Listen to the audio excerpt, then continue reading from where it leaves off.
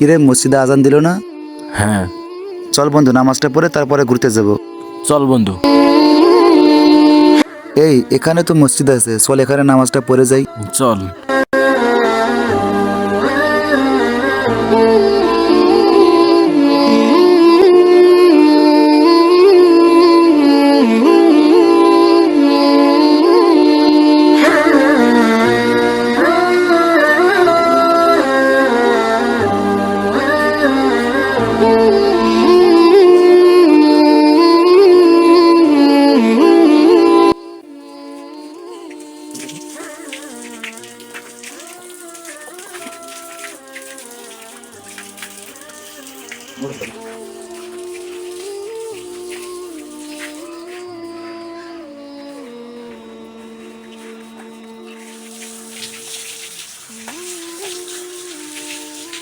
अब कहेगा मेरा वादा है,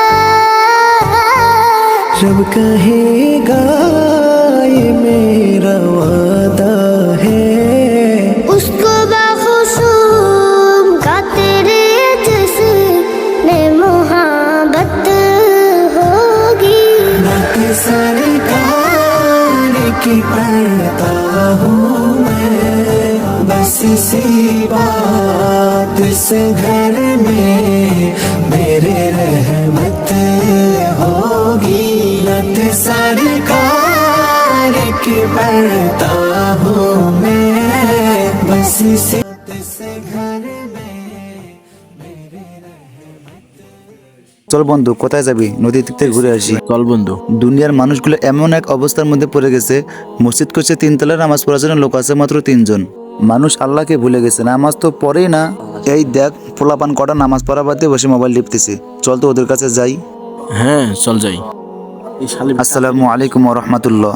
ওয়ালাইকুম আসসালাম। তোমরা নামাজ পড়ছো? না।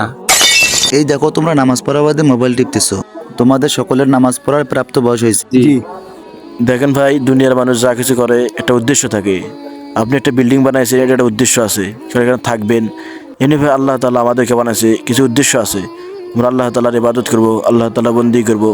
আমরা যদি আল্লাহ তাআলার ইবাদত বন্দিকে ছাড়া যদি জিন্দগি কাটাই, তো কিয়ামতের দিন আমাদেরকে আল্লাহ তাআলা হিসাব দিতে হবে এবং আল্লাহ তাআলা কোডিং আজমাতে গ্রেপ্তার হয়ে দেবে। তাই জন্য আমাদেরকে 5 ওয়াক্ত নামাজ পড়তে হবে, আল্লাহ তাআলার হুকুমগুলো আদায় করতে হবে। দেখো ভাই, দুনিয়াতে আমরা আসছি, কেউ দুনিয়াতে চিরদিন থাকবো না। একদিন আমরা দুনিয়া থেকে সবাই চলে যাব। আমাদের থেকে ছোট অনেকে দুনিয়া থেকে চলে যাইতেছে, আমাদেরও গ্যারান্টি নাই।